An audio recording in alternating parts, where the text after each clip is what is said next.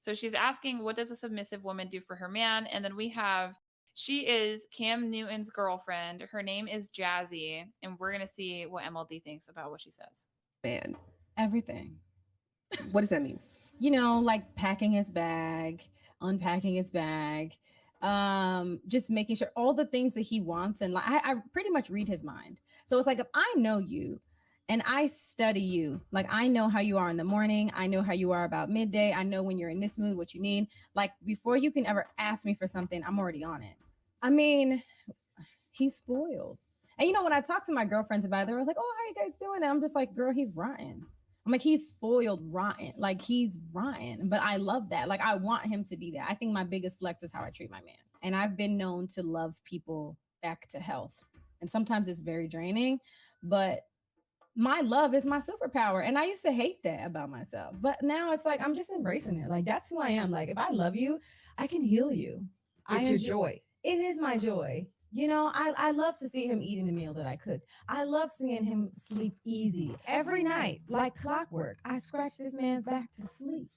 And I know when he's asleep because I can tell when his breathing changes. And some people might think that's psychotic, but that's like, I just know that's when I'm like, oh, I can stop now. But I find joy in being your rest, So know what that means. And that works for us because he wants what I have to offer. What are you getting from all that you're giving? What are you asking for in return?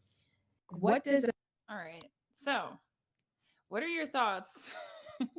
That's how that this may sound like cap, but that's exactly how I live my life. Ah. Like when I go on vacation and I'm with a girl, I'm not touching my bags. You know, she's packing my bags, she's unpacking my bags when we're there, when we come back from the trip, right? I take care of everything financially. I pay for the plane tickets, I pay for the vacation, I pay for the hotel, everything I'm sorting out. And I don't just do this with any old, scallywag. These are women who've earned it. You know what I mean? But and the same thing when it comes down to the going to sleep too. When I have the girls scratch my back, scratch my back until I fall asleep. And Jazzy Bear here is talking about this, but she's wrong because it's like women have to submit to the man they love because where are you going, women? Where are you going? Where are you taking us? What's your agenda? A lot of these girls' lives they're behind the scenes, their lives are an absolute train wreck. I mean, female independence, yeah, it sounds good on paper, but it's just been it's an agenda by the governments and the corporations to extract votes and money out of women, and they use emotionally compelling propaganda, commercials, and media to trick women into thinking they're doing something for their own good, but really it's for the good of these corporations and it's for the good of these governments, and that's the bottom line. I would agree with that, but every time I say that, people think I'm wearing a tinfoil hat. It's like if I was a business and I wanted to double my customers, and the business was the United States government, and my customers were taxpayers, I don't think I would promote a single income household because I only get one taxpayer, not two. And I don't know why they're like, you really think it's the large powers that be? I'm not saying that. I'm just saying that the United States government has no reason to incentivize keeping a family together, keeping a man and a woman together. They function better when women were workers and we're childless. It's the same thing. A lot of women are happy that there are companies right now that are willing to pay for you to terminate your pregnancy. And it's like, you dummy, it's cheaper than maternity Mm. leave. It's cheaper. Of Yeah. course they're going to pay for that. That doesn't make them good people. Arguably, it might make them bad people. But that's why I think just don't agree with all women needing to be in the workforce. You just can't convince me of that. And because it was such a one of the reasons I quit my job, I was working a retail job. I would be cleaning the shelves at my job, and I was working for a corporation, and the money is good, don't get me wrong, but each shelf I was cleaning, I was thinking I could be cleaning my own at home. I You're could. making no investment with your time. You're investing into the corporation Mhm. and you're investing into their future and you're expendable to them. If Mhm. you're my wife and I love you and you bear my children and you've helped me build a financial empire, Mhm. there's no way in hell I'm just gonna fucking cut you out of my life unless you just think you cheat on me Mhm. or you do something pretty treacherous, then you're out. But Mhm. if you're a good woman with integrity and you take care of me and you love me, Mhm. I don't have it in my heart as a good man to do you wrong. And I won't. And most men will not, you know? Like I see this girl in the chat, Jazzy, saying, like, um, you can love a man or you can love a boyfriend, but not submit to him. That's Mhm. a one-sided love. That's you feeling the love. And Oh, I guarantee you, does Jazzy have a boyfriend? Is she married? oh, she might be. I think she's new to the platform, but this is like the fear, right? Is that we give men submission. And I know the crazy women, they're thinking about ABUSE. They're worried if he's going to swing on them and that's what's going to lead to that. But most normal women are just like, well, if I do all this stuff for my boyfriend, then why would he marry me? How am I going to get that ring? And that's competition. It is competition anxiety to an extent, but that's very real for women. And Yeah. if we are constantly worried about, well, I don't have any proof that he's going to stay, because Yeah. even though marriage is not the best thing for men these days, there's still men out there doing that. And it's still the single most romantic thing that a man could offer a woman. So I think that might be where it's coming from. Yeah, I agree. I think that a woman shouldn't be submissive just to any guy. Like if he's a fucking loser, certainly not, certainly not. Hmm. But if you want, because you have to realize what else are you going to bring to the table in a relationship? Hmm. Sex.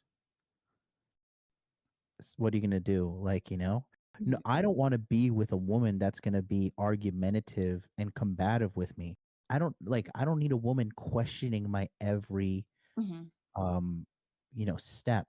I need a woman who is confident in in herself, to trust her own judgment, to trust me, and then default to that trust. Because, like, I don't need a girl that's always going to be like, well, what are we doing this for? What's this reason? What's this? Like, at that point, I'm just like, Oh, bitch, if you don't trust me, fuck off. Like, okay. I don't, and that's how most men feel, and that's why a lot of these guys ghost these girls, and then they're like, what do I don't get it? Why did I get ghosted? Like, well, what did you do? Hmm. People, men, good women are not left on the marketplace. Hmm. So Men scoop up good women. You know what I mean? I agree with you. I think the problem is that people hear the word submission and they start freaking out. In reality, if we said willful cooperation, no one would care. If you just said like a woman being cooperative, but like for women who use the word submission, we have a very I have a good understanding of the divine masculine and the divine feminine. I Yes. receive a lot more if I use my soft power. And he also, it's like you have to watch it happen in real time. When you give the man the keys to the kingdom, what does he do with it? My husband is much happier. He feels fulfilled. He has purpose. He's less miserable at work because before he was working for like no one and now he's working for me and I'm grateful and I appreciate it. Whereas like who was appreciating that before because my husband was a 48-year-old bachelor when I met him. So like Mm, for women that get put off by that word, think about it as being willfully cooperative and then start looking at what the divine masculine and what the divine feminine would be, because at that point it makes sense. Because if you submit to a man that's not secure in his masculinity, it will lead to bad results. But yeah. it's supposed to be trusted, proven, and justified authority. You don't do it with just anybody. And I don't think it's a one-way street. But I think what people get confused, so I have this comment, hopefully I start it. So I had somebody say that, I think you have to earn a submissive woman. I think Agree. that's true. Like, definitely true to Agreed. a degree, but a man can earn a woman's femininity before he even meets her. So before I met my husband, he was professionally accomplished, he was fit, he had game, and also, I mean, he's a protective person in general, right? So of course, when I met him, I was like, well, this is like melting butter on a pancake. That sounds like an easy program for me to follow. But I mean, Mhm. what if he was 25, didn't have a job, didn't have ambition, had a flabby belly? There wouldn't be a lot for me to bet on, to make a safe bet and be like, if I give this guy the keys to the kingdom, it's going to turn out well for me. So I think, yeah, you do earn a submissive woman, but also I think men who kind of take in a lot of red pill content, they don't understand that we're not going to be perfect. We're still going to be slightly argumentative. I mean, that's just women. We have like this weird innate urge to control our men. I try to deny that I have it, but every time Mm. I meet with my femininity coach, she's like, "You don't think maybe you're trying to control him?" I'm like, "Just call me out." I'm like, "Oh I think no." that that's more the American woman in you than the woman in you. Oh, you think so? I Oh, think for it's sure. Oh, it's for like sure. when women freak out about men driving fast, right? Or when he goes on the motorcycle and you're like, "No, don't do it." Because women in America are taught from a young age that men are kind of like an enemy. Like they like, or you have to like be careful with the big bad men coming to, ruin you or Mhm. grape you or pay you a cheap salary because you're just a dumb woman. Dun dun dun. Like, and it's just not the case. There's a lot of distrust. Women have a lot of distrust in men, and they don't realize how much they're being indoctrinated by Mhm. the American culture. Like, American people really are the worst at relationships on the planet. They don't That's seem to true. get that We because do have the highest divorce rates as a culture, and we also so whatever ideologies start in America, they spread elsewhere. Feminism is one, and you'll see that it's spread to places like South America. But one Western concept, and I think it has to do with industrialization, is a romantic marriage instead of dutiful marriage. In the East, it's dutiful, it's a responsibility, it's an obligation. Whereas over here, it's like, well, if you don't feel like you're in love anymore, you can go out and you can get a new one. And it's starting to spread to other countries as well, but we do globally. We have pretty bad divorce rates. it's bad. I mean, American women, if you were going to talk about it on a global scale, American women are very close to the bottom, for real. Not you. You're special. Obviously, you're real femme sapien. That's why you have such a successful channel, Thank and you're married and you're not insufferable. You know what I mean? But the average American, I mean, look at the girls who go on Fresh and Fit, you. Mhm. right? We've both been on that channel, you know. Yeah, yeah.